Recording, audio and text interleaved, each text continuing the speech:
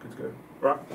Kia ora everyone, what's up? Welcome back to another episode of Hori's Tell Stories. I'm here with Coach Job. How's it going, bro? It's ABC now, bro. Oh yeah, ABC. Yeah. Adam Blair's cousin. Oh, that's right. That's right. Yeah, we're down one man, old Kalen Ponga's cousin, or Levi. He's away working. Doing fuck all, bro. Yeah, doing fuck all, to He's be doing honest. fuck all, man. Yep, playing with his nuts, like Yeah. I said last time. But our next guest, look, very lucky today. He's a strength and conditioning coach. He's currently with the Western Force, and he's also spent a bit of time with the Crusaders, and also you've done a bit of time over in the US as well. Yep, Bit of time US, bit of time in Japan, all over the place. all over the place. But we look forward to hearing the story, and that is Simon Thomas. Welcome, brother. Thank you. Thanks Good to for be coming on. I know you're a busy man. We've been communicating over the last month, but it's good to finally have you in the studio with us to share your knowledge. And Once the Force got a win, your time opened up a little bit, eh, bro? Yeah, so there's less pressure off the back of a win. Yeah, having two games at home back to back means I don't have to go straight to the airport to get to another location. So it's been a bit of time chatting to try and get here, but we're here, so it's good. Nice, brother. But before we get into this episode, this podcast is sponsored by Cuzzies. Chur the cousins. Get down to Bertram, down south, and get yourself a taste of home if you like your hangies, your raw fish, your Tasmanian kina too. Tasmanian kina. Yep. And NZ kina, sorry. Both Careful though, if you get up, it's... Don't blame us. Maybe me here. Don't blame us. And also our other sponsor, Kiwi Homes in Perth. Now look, if you're someone that is tired of renting, then hit up Kiwi Homes in Perth. Jump on their Facebook page, give Curtis a message, and he will look after you. And make sure you mention us, and then he'll look after us as well. Hey. Mention us. I might have to jump on that. The price of renting here is... Oh yeah, bro. That was the bro. first shock to the system when it came across. 100%, We've got a deal for you, bro. It's all about connections. That's it. All right, boys. So we got our pit and peak of the week. Do you want to start off? Yeah, bro. The pit of the week, bro. My old security boss passed away. Oh no. He was young. Obviously, he's doing that night shift sort of work, bro. Died of a heart attack. He was the king of Frio, all the nightclubs around there. He was a really good man, old Louis. Smoked about 50,000 durries a night, bro. He was iconic, bro, because he had the big mullet down the back, bro, and everyone just knew who Louis was, eh, bro? Yeah. If you knew Louis, you could get in anywhere. But he passed away, unfortunately, so, sad for the family and sad for the security boys as well. One story with Louis, I was having dinner. This is after I finished my time as a bouncer, and I was having dinner with my ex and my young fella, and he come over and he saw me and said, "How you going? If you want any work, you know where to find me." But I said, "Oh, I'm just doing the family buzz at the moment." Yep. And then I went to pay for my food, and the Chinese lady said, "Man with funny haircut already paid for your food." So he was a really good man, and I'm going to miss old Louis when I hit the town on the gas as well, bro. The peak of the week, boys. I got a new tamoko piece. Ooh, yeah. That's why you wore that singlet too. Yeah, the stringlet, bro. Oh no, I just found this morning, bro. No, I've been meaning to get this piece for a while, eh, bro. Shout out to Te Tāne Rota Tamoko, bro, Daniel Rota. You'll find him on Facebook and Instagram as well if you are looking for authentic tamoko piece as well. Another part of me, bro, just another story to tell, bro. And this one means a lot to me, bro. Looks good, bro. Yeah. How long? Oh, 5.5 hours, bro. How many breaks? I didn't ask for any breaks. The bro put the pressure on. He did a little karakia, a bit of a prayer, eh, bro? Yeah.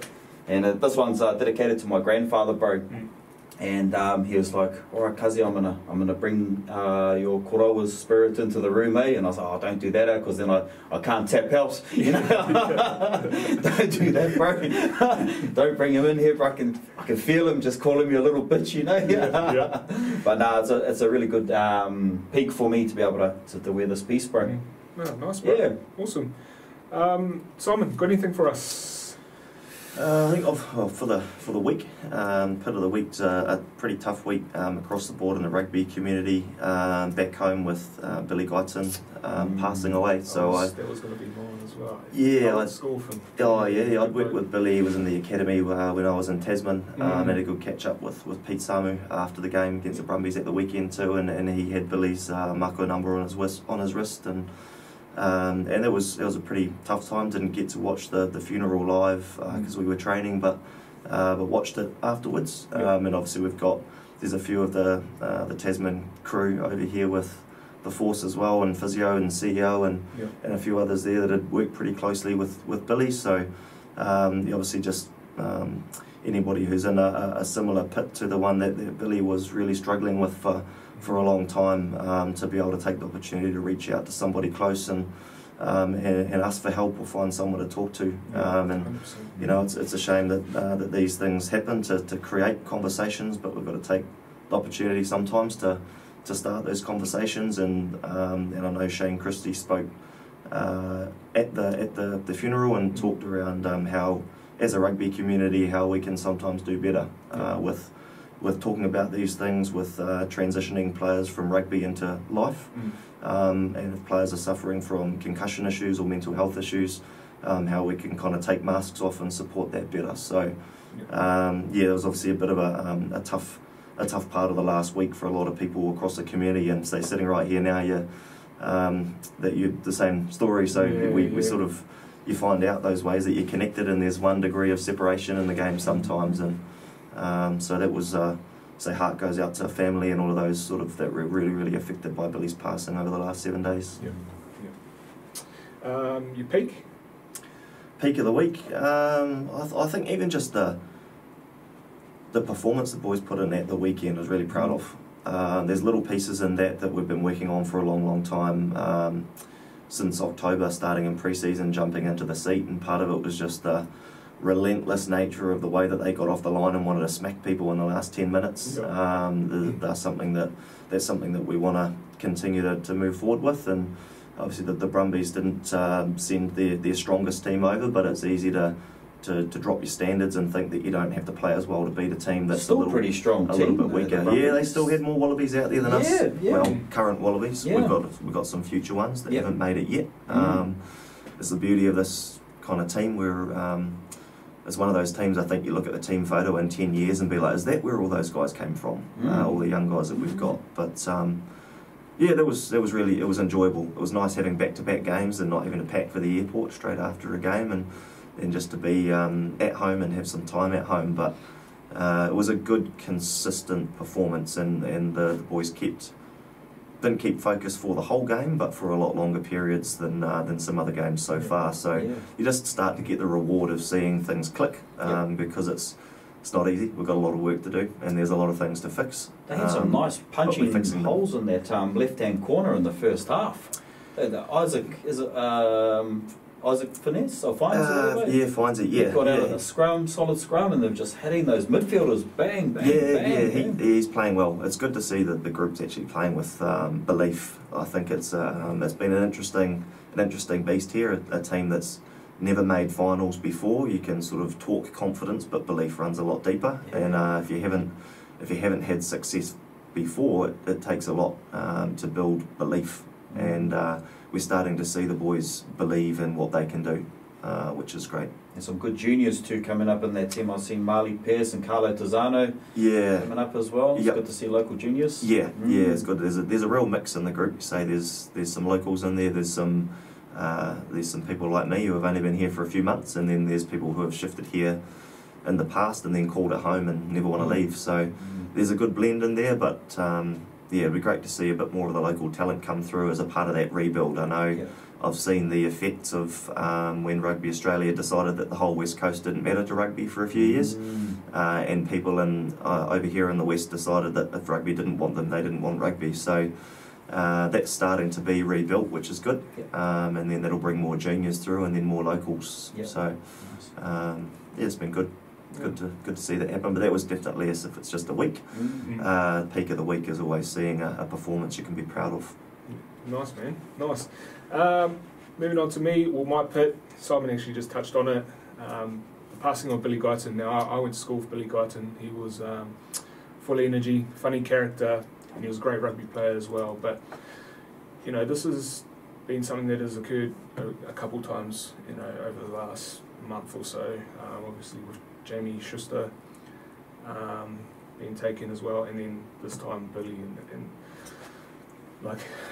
it is important that you reach out when you are struggling, but it's also important that you reach out to your friends and family as well. Just hit them up if they're okay. Like I sat there and I just felt like, you know, I was trying to think of ways of how we could contribute to this, and whether we had to talk about it, you know, whether it's a retreat or something like that, or a day event or something like that. So it's definitely something that I really want to, or really want us to push. To push. So yeah, hopefully in the near future we can spark something up. But yeah, I'll leave it at that. My peak of the week is started a new business with my partner.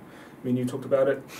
So me and my partner, we're actually jumping into the fashion industry now. This is a very saturated market. Everyone's starting up a clothing brand.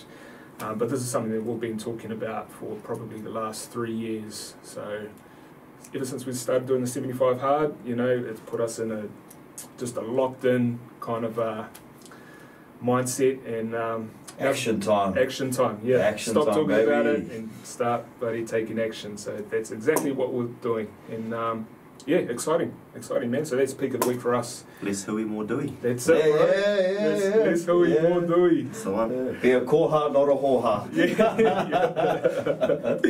Yeah. Anyways, Simon, give us a bit of backstory on you, man. Like, tell us about your childhood. Where you from? Your schooling, all that kind of stuff. So I was born in Christchurch, but grew up sort of 0 to 5 in Ashburton. Okay. My parents are from Blenheim, and then they moved down to Ashburton to start a business, and sort of grew up down there. And then from there, all my primary school and most of my high school I was living in Rangiora, and then went to St Bede's in Christchurch. Oh, yeah. So Bedian.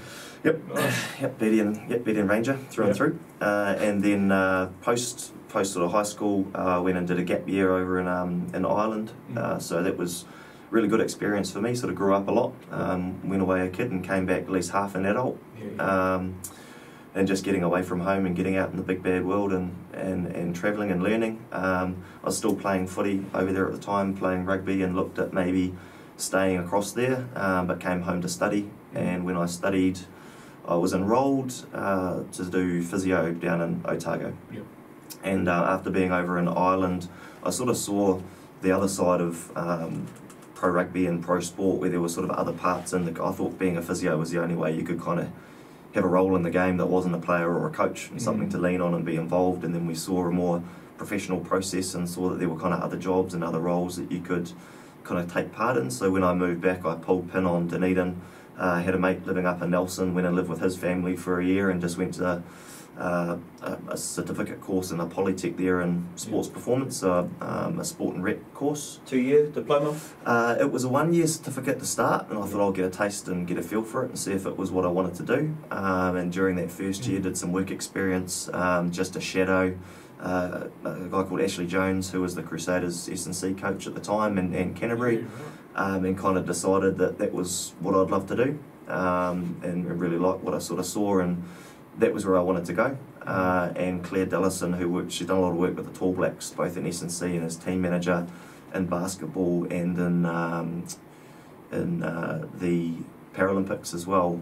She was sort of a mentor of mine and ran the course, and she said, look, there's not many jobs in pro sport, but we'll see what we can do.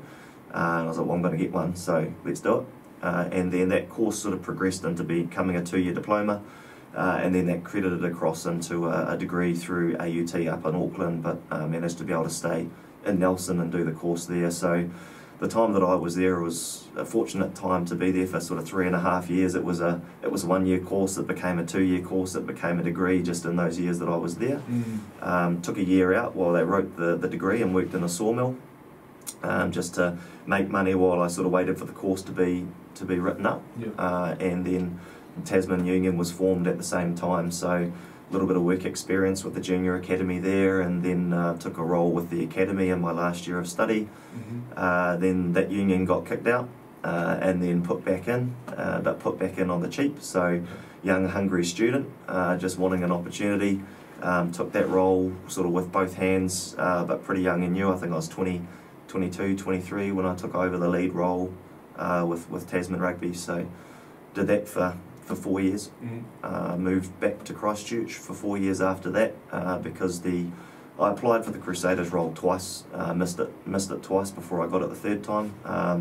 And that time when I missed it, the guy who was doing the Canterbury team rose up into the Crusaders role, and the Canterbury role became available, and it was an assisting role with Crusaders. So back to Christchurch, worked for Canterbury for 4 years. Razor was head coach there. Yep. Assisted in the Crusader program with Todd Blackadder head coaching at the time, and then after 4 years got the opportunity to step up and lead that program. What year is this, bro? Crusaders, I led the program 2017, 18, 19 and 20. Yeah. So that was really interesting. Tasman was about building something not from scratch, but something that had kind of been booted out, put back in, and trying to come up from the ashes a little bit. And then when we got to Canterbury, they'd already won 5 in a row. So to be fair, that first year I was just trying not to screw it up.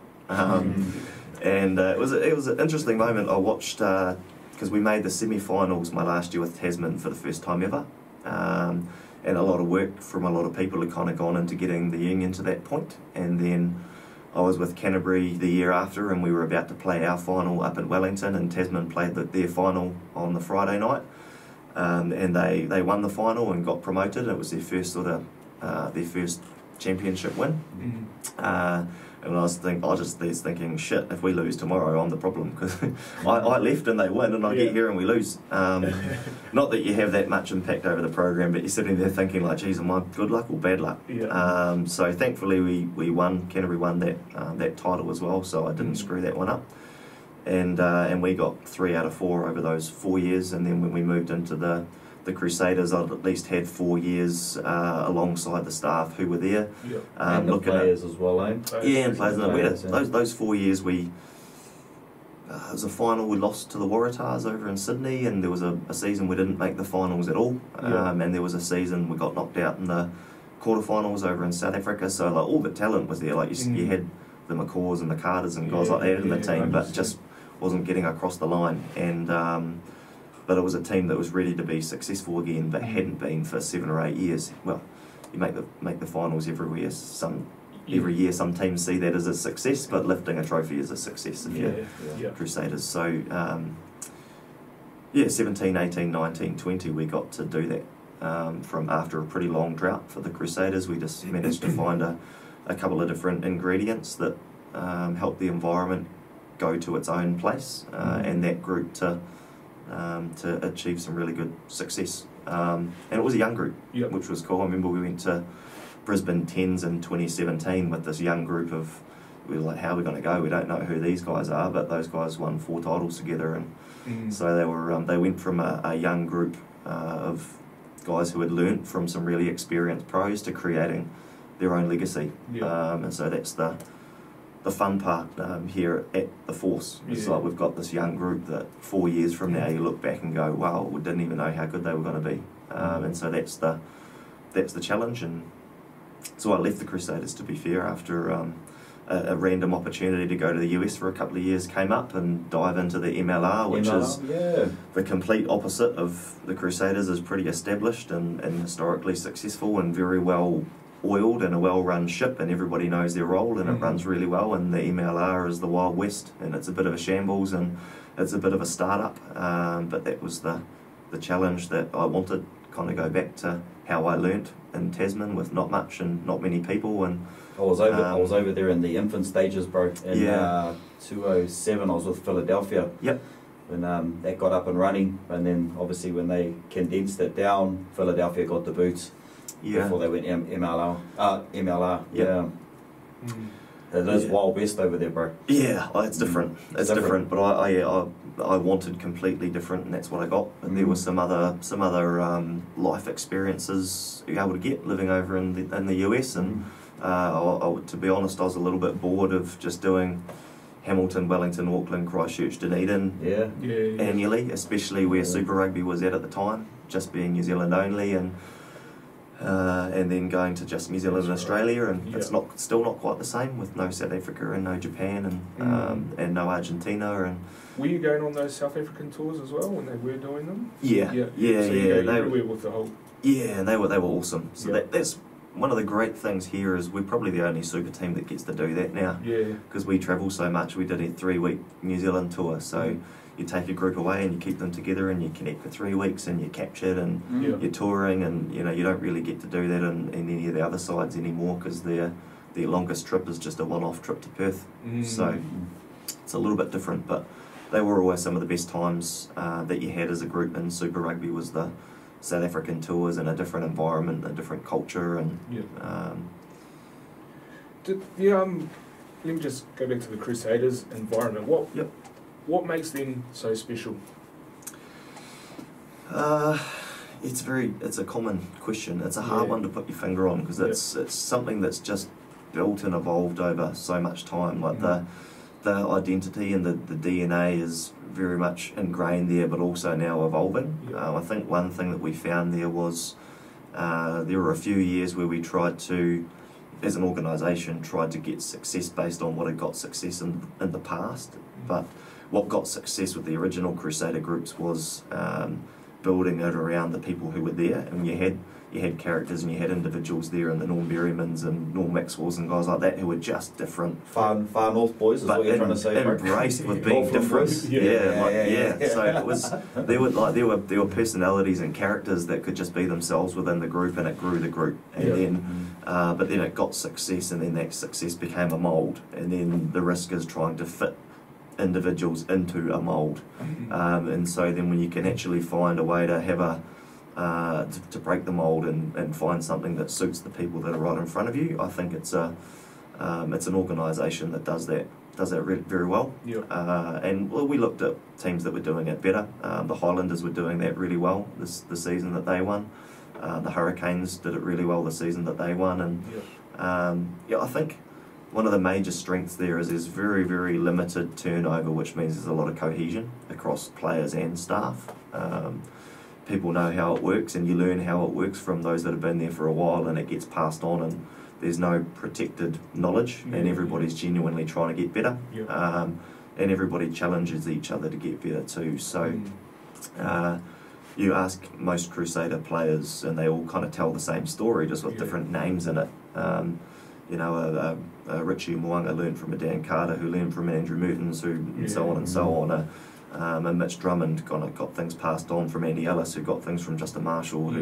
So they all just talk about the guy who came before and what they passed on and how they welcomed them when they came in. And so that's how you end up with having a team that's stacked with 100-game players who have learned from 100-game players, and 100-game coaches who have learned from 100-game coaches. And there's a couple of errors there. You look at the number of coaches now who were players in the Wayne Smith and Robbie Dean's eras, and coaches who coach players to become coaches, and give them ownership and understanding. And there's a lot of elements that go into it within the kind of the DNA of it is what it is, and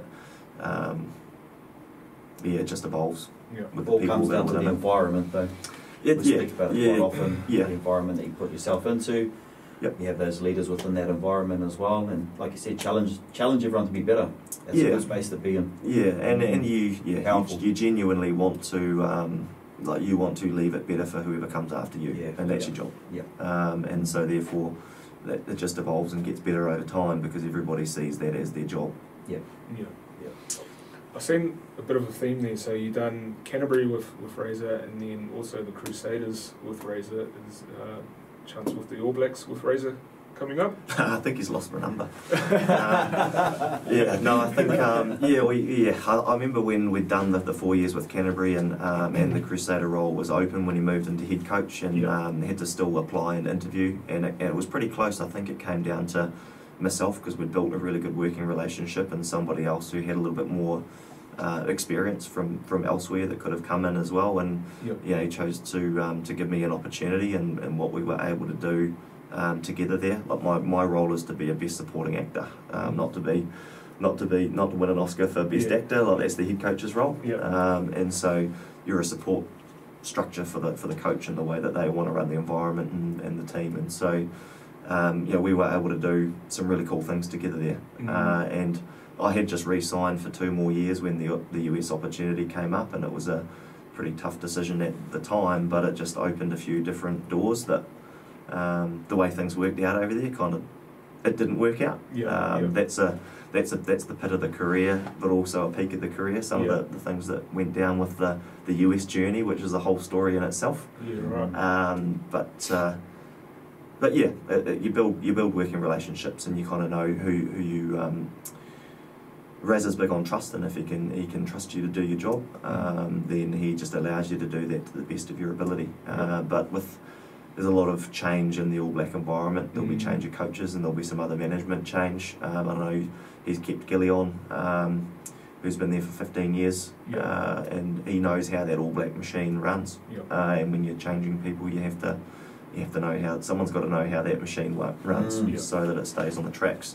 And Gilly, he does a great job with the players. They speak very highly of him, and he's worked with the All Blacks for a long time, so he knows how World Rugby ticks and operates. So don't know what opportunities may or may not be around the corner in New Zealand, but my feet are in with the force at the moment. And just this has been a project that's given a bit of certainty and some times of uncertainty that were the back end of last year for myself, and it's right. It's in the in between. Crusaders was very polished. You're trying to find a way to make a diamond shine brighter, which is a challenge in itself. And over in the US, it was like mining for the coal.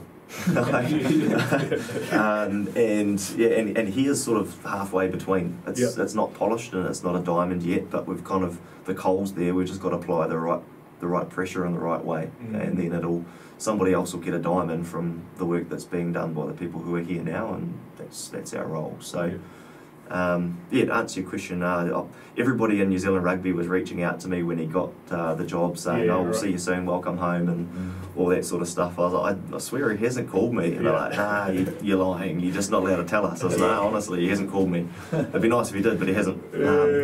But no, we had a good catch up and a coffee when we played the Crusaders the other week, and just chat to him about what his plans were and what he's looking at doing there, and how he wants to evolve things. And I'm always here to bounce ideas, and I enjoy working alongside Razor and helping him sort of drive success. So even if I'm just on the end of the phone throwing random challenging ideas, or I'm always there. Oh, nice. How do you approach training programs for players that have different abilities inside? Forwards and backs, are you talking about both? It's a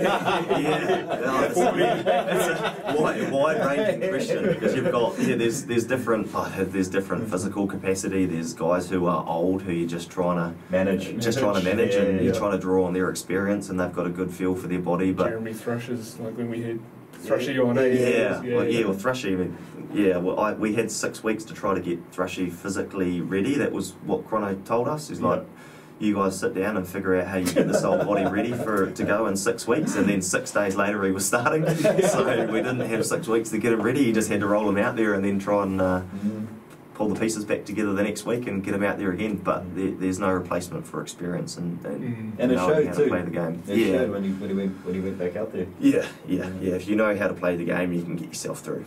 And as much as we sort of think our job is really important and really valuable, there's parts that we can contribute, but there's other parts that some experienced players just know their body and they know how to play the game. And you can be the best athlete in the world and be awful at rugby and not make it. You could be an outstanding rugby player and an awful athlete, and you'd make it so far. And there's a few that are a blend of the two, but there's different levels of experience, there's different athletic ability, there's different levels of professionalism. Even at the top, some guys are really, really driven to play for their country and be a world champion and be the best that they can possibly be, and others are just rapt to not be working a real job. And having to go to the office and is that the Norm Maxwell's and Norm Bergmans? I don't know. There's a few good stories back in the day that you probably couldn't share these days for those boys. But rugby was an emerging professional sport in those days. But there's limitations to how far you can go now in the game at a high level without being very, very professional and just focusing on some of the details outside the game and your mental preparation and recovery and the stuff outside. It's the easy part is being committed to training at 100%, and then just living the same actions sort of off the field and getting yourself ready for the next training or the next game becomes a difference maker sometimes. So sometimes there's guys who have had all the education and all the academy stuff in the world, and some guys get to international level without really ever learning why they're doing what they're doing. Some programs around the world just operate like school, and players are just doing what's on the schedule because it's on the schedule, and they had never really thought about or been taught why you're doing it and just how very it helps. robotic. Robotic and there's the difference between commitment and compliance. Like when you know what you're doing and why, and you're doing it for yourself, you're committed. If you're doing it because somebody else told you to and it's on a schedule and you get fined because you're not there, then that's just compliance.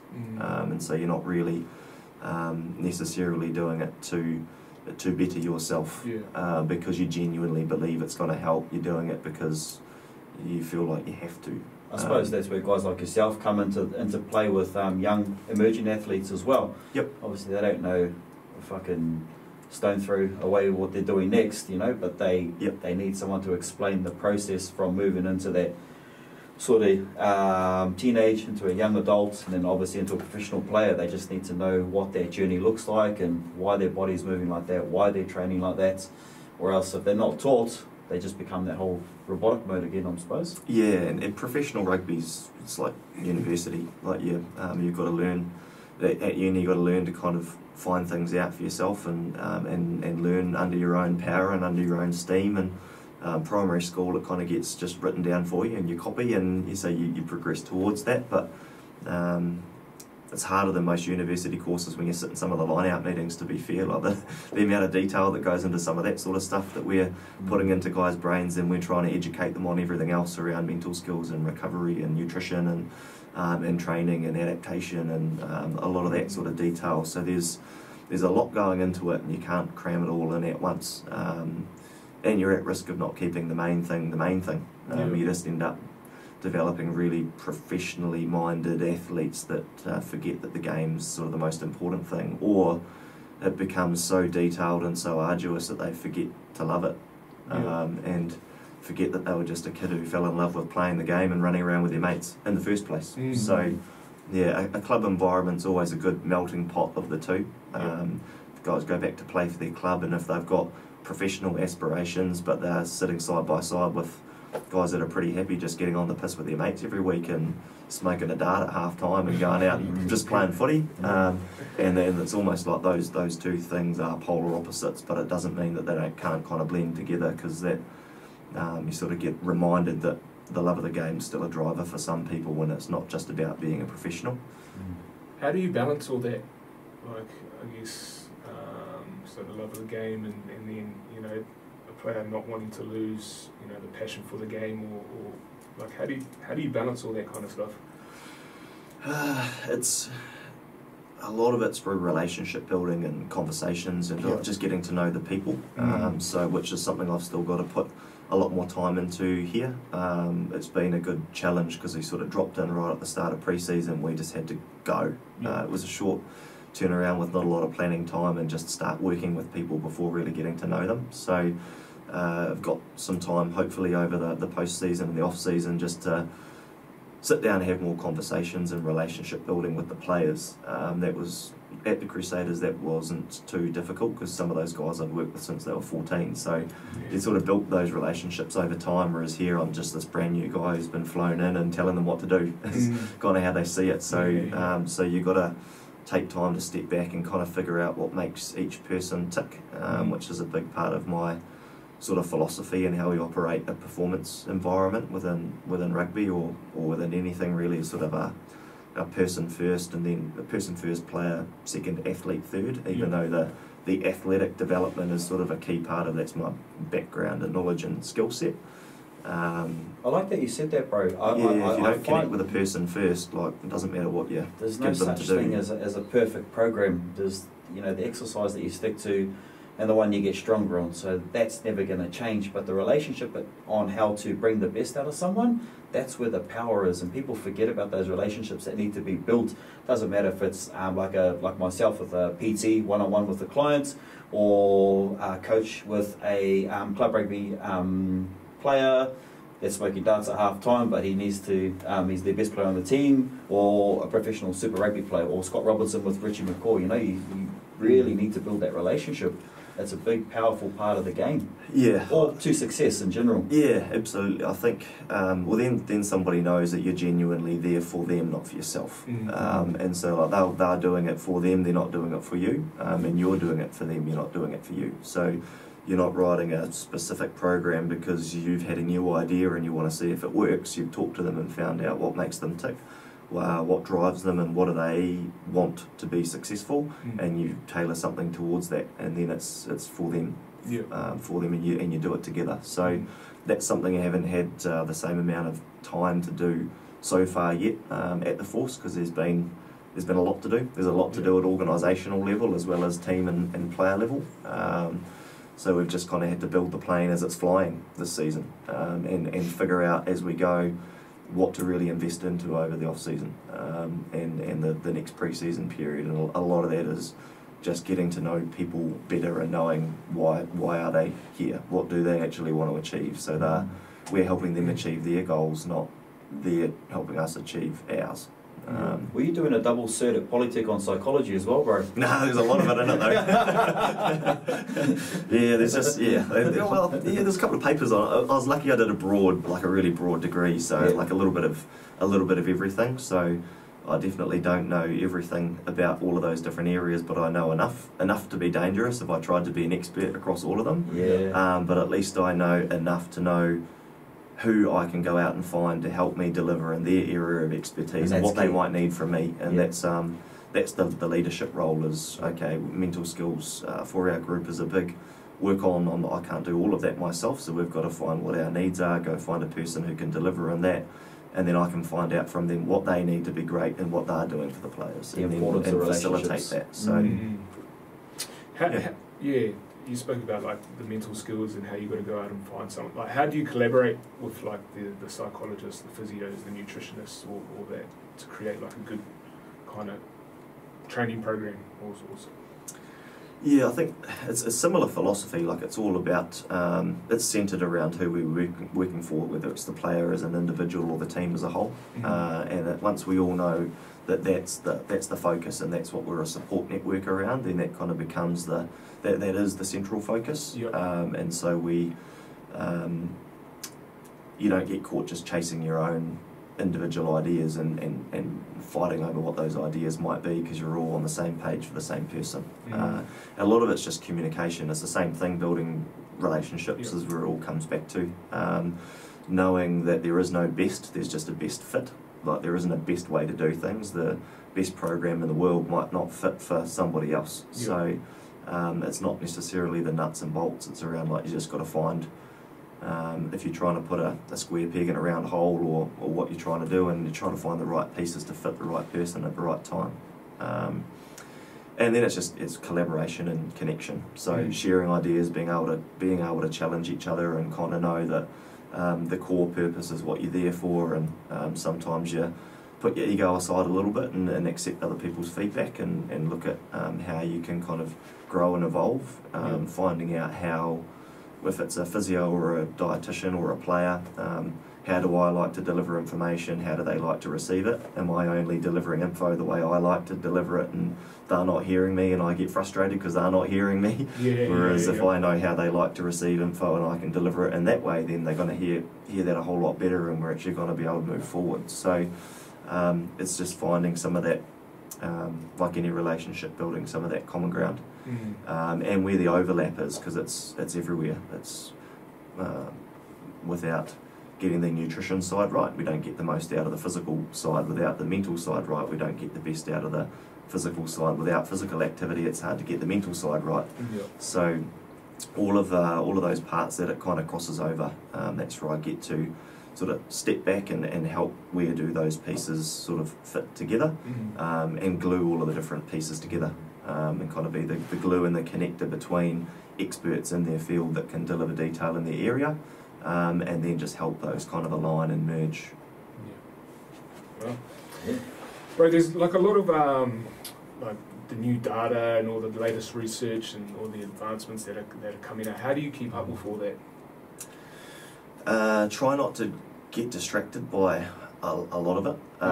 Especially here, we're very much in a foundation stage, sort of coming in, and we just need to get our big rocks in. So we've got to focus on getting the 99%ers right before we dive into the 1%ers too much. But it's knowing there's always different information, there's always different techniques, there's always new technology, there's always stuff coming through, but the human body hasn't really evolved too much. And the same stuff works. The same stuff works, and there's no magic exercise. The one you stick to and the one you get stronger on. It's consistency and intent. And so you could go through 15 different exercises trying to find the right one, but doing them all sort of half-heartedly in an experimental fashion. Or you just double down on the simple things that work well if you are relentless and consistent.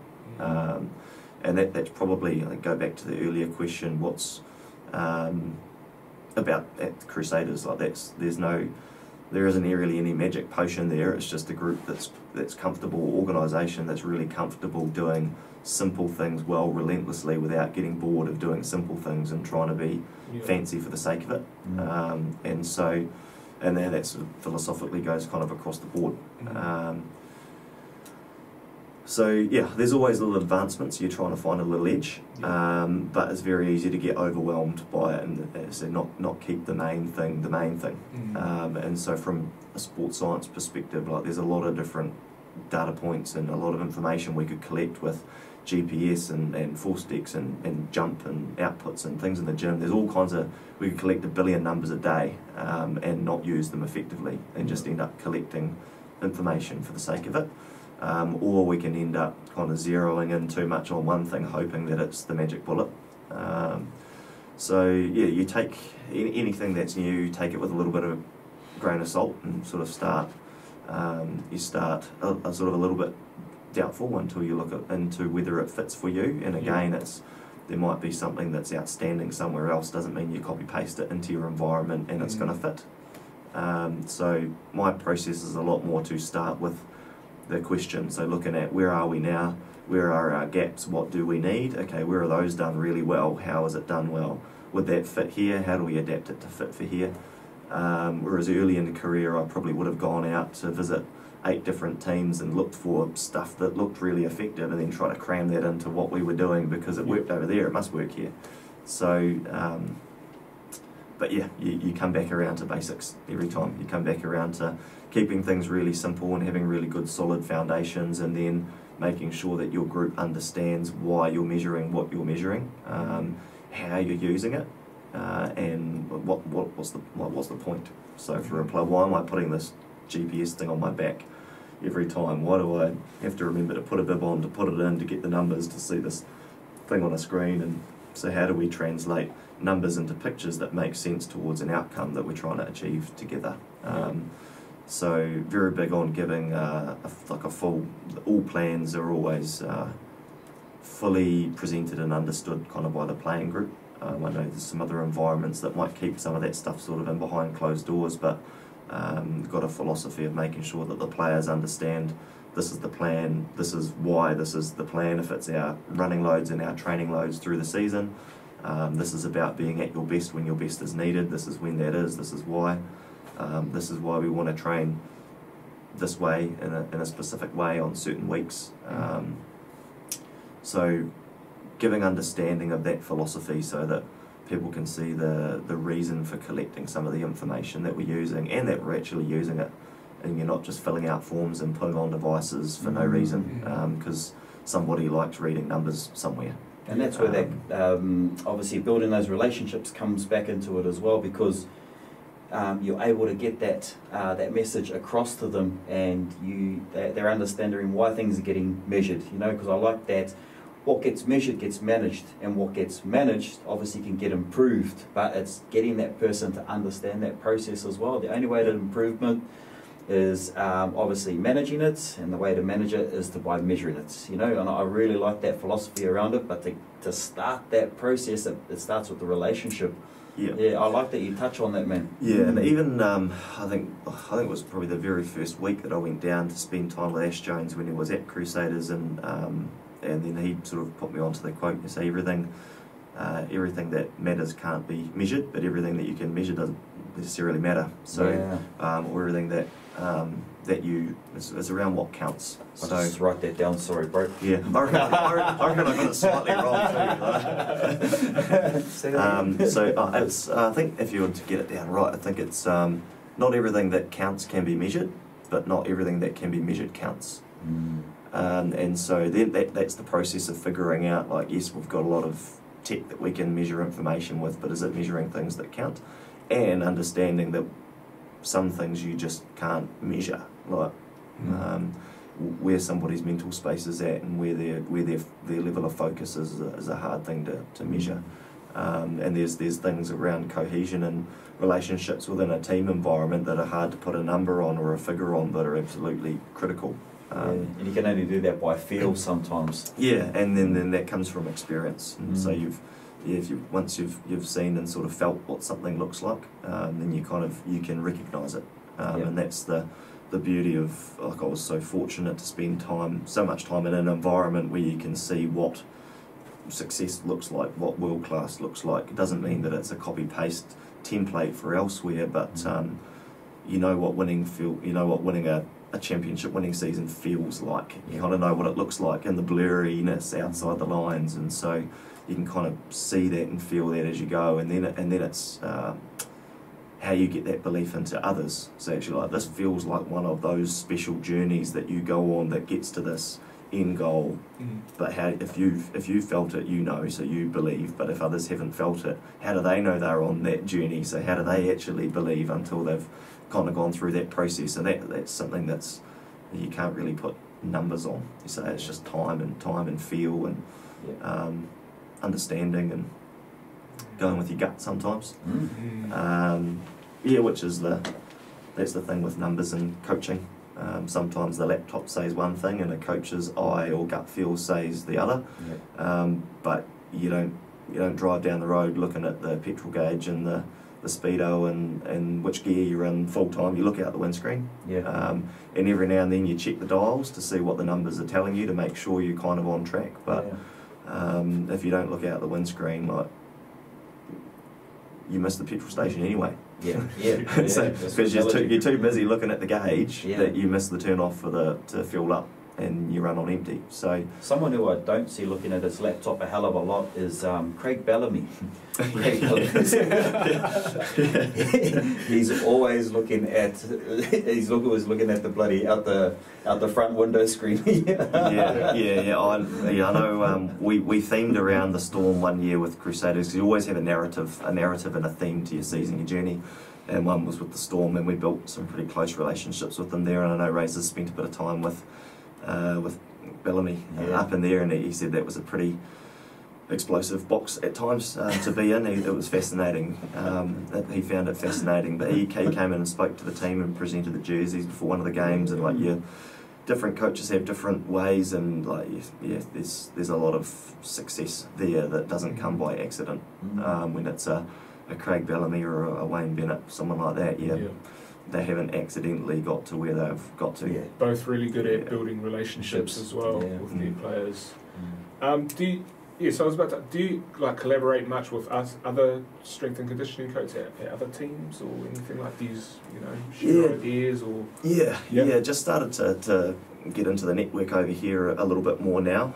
There's the head of performance at the Dockers. Phil, during COVID, we were on a sort of an online leadership course together. So we managed to get our two staff groups together the other day just to sit and talk about a few things, go into breakout groups, and because a lot of the staff that I work with here are new too, so we're trying to find those connections.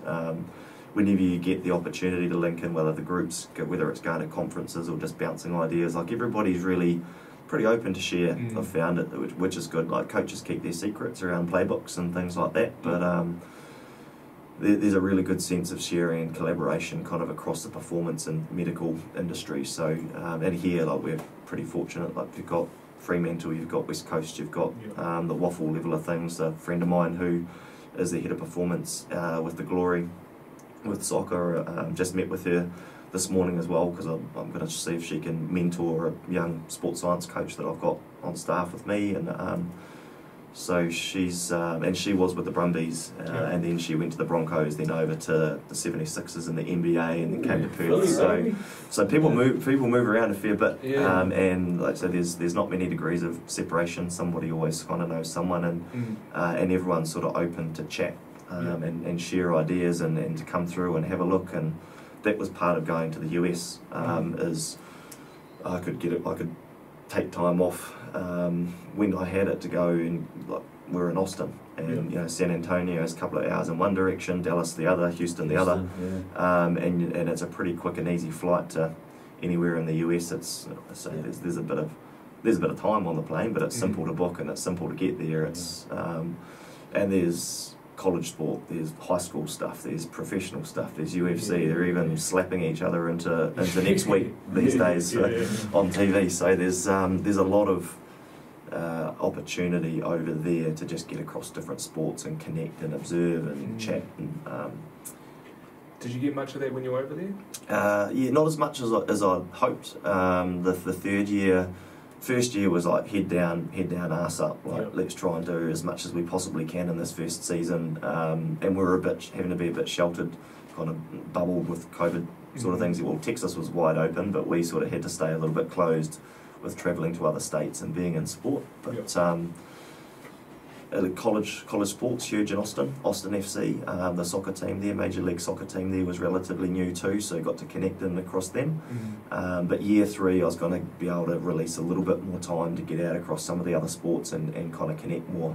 But year 3 didn't happen, so because the owner stopped paying the bills and stopped paying the staff, and we scrapped our way to the end of the season, and then both teams got kicked out, and then we were sort of in the unknown, and a lot of us are still kind of waiting to get paid. So Austin was an awesome place to live. It was a peak and a pit, because season 2 was tough. Season 1 was tough but enjoyable. Season 2 was really tough with everything that was going on off the field for both the Austin and the LA teams.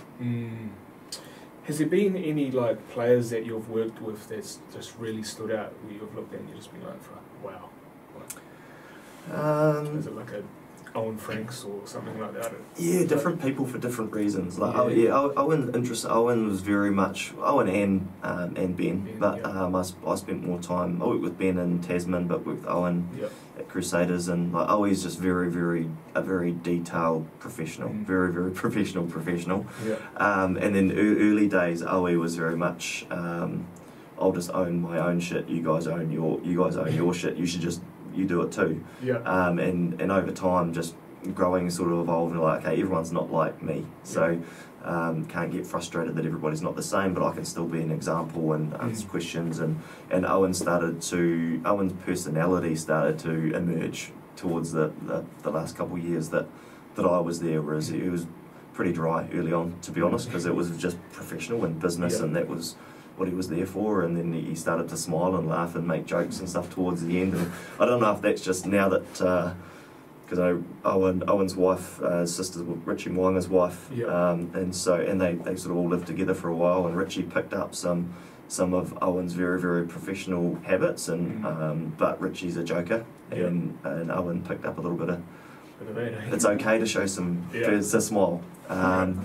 And so, but he's the kind of guy that you want to have in your environment, so that people have a living example of the level that you can go to if you want to be really detailed about everything. One of the stories, however true it is, was sitting at his wedding during the speeches, and his alarm went off that he's supposed to eat, so he pulled out. He's always got his lunchbox with his food that he's meant to eat, his boiled chicken and rice and broccoli or whatever it is at whatever time. And nothing gets in the way from Maui being a professional. At his wedding, bro. So I've heard. I wasn't there, wasn't invited.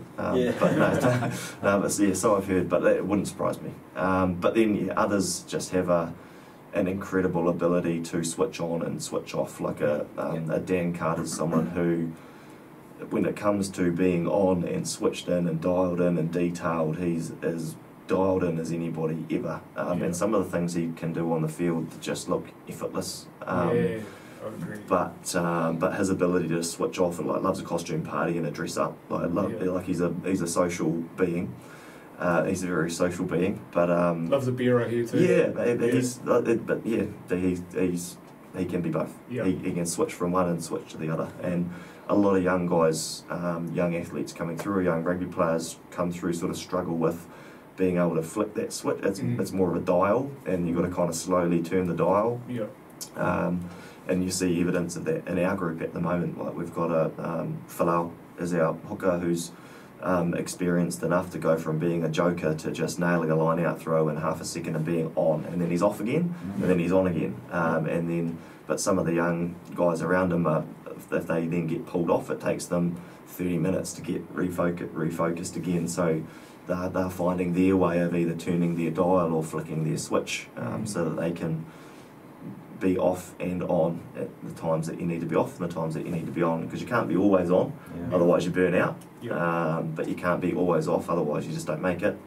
So you've got to have that balance. And DC's definitely someone who's got that ability and that balance, and that was probably a strength of Razor's as well. Razor can go from off to on very quickly, and so that environment, if he's coaching in an environment that has the ability to be relaxed and social and enjoyable, and you can have fun while you're there, but then when you're on, you're on. And some environments can get stuck one or the other, become too robotic or just too loose, and not be able to have a balance of the two, and they're not having a skill set of flicking from one to the other. I find leaders are important for that, for young fellas coming through as well, to see that they can let their guard down just a little bit, but to know, well, we're on, boys, turn the switch on. Yep. And then that's how I think they learn how to alter that dial a little bit as well, if they're having good leaders around them. Alright, if I was an average Joe looking for a new training method, sell it to me. Why would SNC be the best choice for me? Depends what you love the most. Yeah. I think, it's harder if it's just somebody who, if you're not driven to become an Olympic gold medalist, but you just want it, if it's a quality of life thing, or you just want to find something to dive into, what's the best training method? It's the thing that you love it's the thing you love the most. Find what you love the most, what you engage with the most, and do more of that. And go out and try things.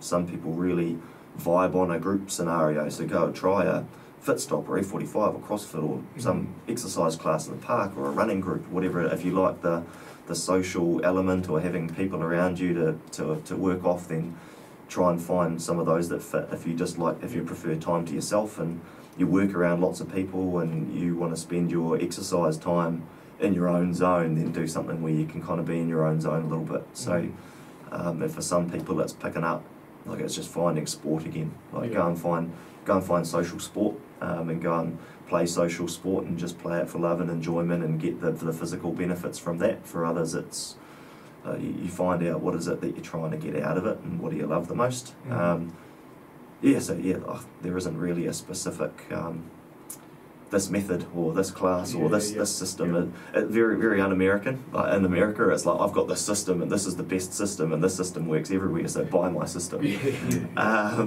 The Coach Joe system, whānau. Coach Joe system, whānau, hit me up, hey. I'd probably have a lot more money if that was my mindset.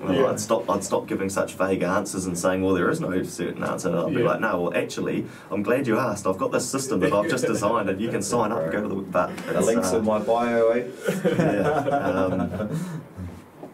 But it's probably, I think whenever that question's sort of asked or comes up, that sort of go back to is like, where do you feel the happiest and what do you engage with the most, so you feel like you're doing it for you and you're getting the benefits rather than sometimes you have to do things that are a little bit uncomfortable. If you're always in your comfort zone, then you just don't grow. But go out and try things and find what it's giving you, and if it's giving you something, double down on it.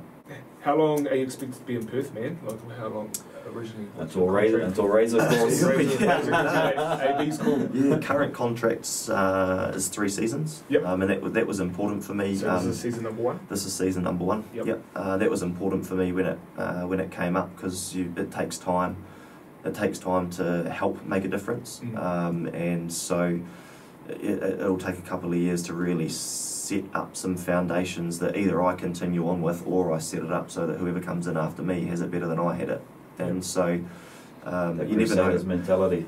I seem to have done things in 4-year cycles though. Sort of 4 years with Tasman, and then 4 years with Canterbury, and then 4 years with Crusaders, and then the US might have been 4 years. That just got cut short to 2 because of all the drama. I've done the same thing with Sheila's, bro.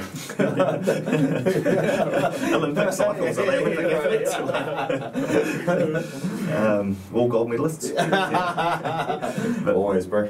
but where my feet are. You never know what's around the corner. So, but I've got to find my feet here off the field a little bit because it's just been dropping, and like I say, year 1, head down, ass up, just work, just work and get settled and get sorted, and then figure out like, okay, what do I love about this place? The weather's a good start. Like it's a lot colder in Christchurch at the moment than it is here,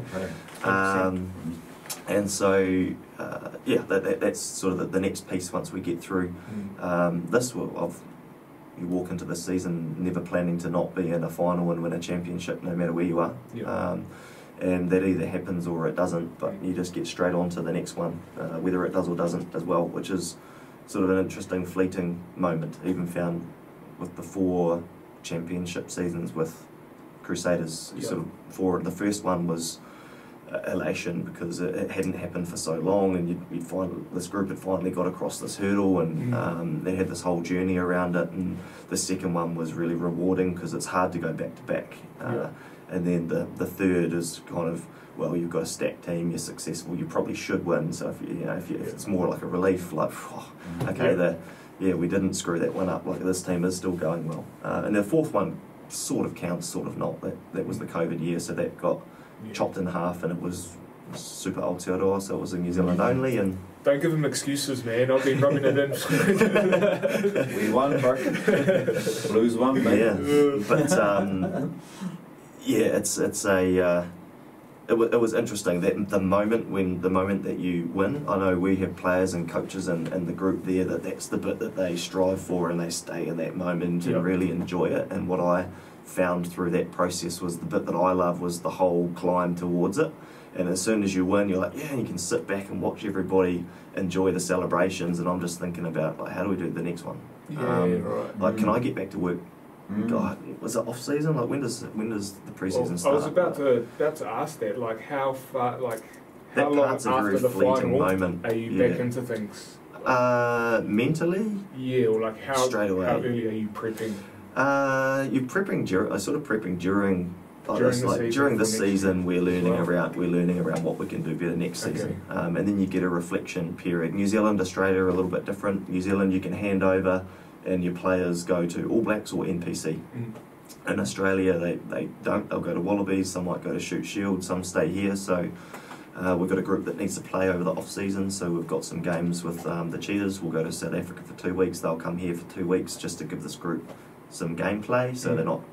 Otherwise, you get stuck in just training for 6 months without playing. These guys are rugby players, not rugby trainers. So they need that little piece that they love at the end of the week as well. So we need to put some of that in there. But the process and the climb is the bit that I've found I really enjoy, and then the end point is kind of like the bit that I have to then get through to get back to day one again, to start again, because that's the fun part. And I don't win finals, players do. So I'm just there to try and help out along the way. Pretty mentally, pretty quickly, like you just click straight across because that's the part that you love. I need to get better at kind of not doing that, and then going and taking some time out and doing something else and getting your mind away from it. But it's it's hard because it's not work. It's just what I love doing. I just happen to get paid for it. So, and it happens to be my job. But we've got some really good people that I want to put some better structures around moving forward, so that this organisation can get to where it wants to go. So that part never stops. Awesome, bro. You got anything else? No, I'm all good, bro. Awesome. Well, Simon, thanks for sharing your knowledge, brother. We really appreciate it. It's good yarn, bro. Good. Appreciate your time. Actually, we've got a bit of a thing that we do on this podcast. So each and every single guest that we've had on, it's a bit of a memorabilia for us. They write in this black book and they sign it for us with either a quote that they live by, or a quote that that that they love, or best piece of advice. Yep. So if you could sign this for us. No worries. Awesome. While he does that, bro, I'll do the shine a light. Yep. So we've got a new segment called Shine Some Light. So basically this is going to be a segment where we find people that we think are doing well in their communities. They could be starting up a business, doing some great charity work, or just really doing some great positive things. And Job's going to start this one off. Nice. All right, whānau, so the Shine a Light, we have collabed with Jade Suzanne from, I think it's like hunting and fishing or adventure, outdoor nature or something like that, whatever her business is. But she's helping a young boy, this young boy Lockie that I was lucky enough to go and meet on Friday nights. The young fella's born with, he can't move his eyelids, so he's got about a year before he actually goes fully blind, but there is a surgeon in Spain that can actually do the procedure to help him to be able to not lose his eyesight, and obviously put some bands in his eyelids so that he can fully open his eyes. She's doing a massive giveaway that I'll drop some content this week, or will drop some content this week, and the giveaway is a big boat for 55 people, so you can have a massive party on it as well. I don't know what the charters is called, but you get a boat anyway for you and 55 people, a day out on the boat. And then there's heaps of prizes and stuff from like Halco fishing and tackle and all that sort of stuff as well. So when I drop that giveaway, jump on board whānau and help shine a light on young Lockie. So that's our shine a light for us. Awesome, bro. Yeah. Thanks for sharing that. Anyways, guys, that's us for another episode. Thanks for tuning in, and I'll catch you next time. Ka kite whānau. Awesome. Beauty. Thanks, brother. Good. Fuck, Cheers. that was awesome. Appreciate it. Brother. That was awesome. Yeah, that was awesome, bro. Well, good. Fuck. I'll get a pen for you. There's some good little quotes in here. Eh? Yeah.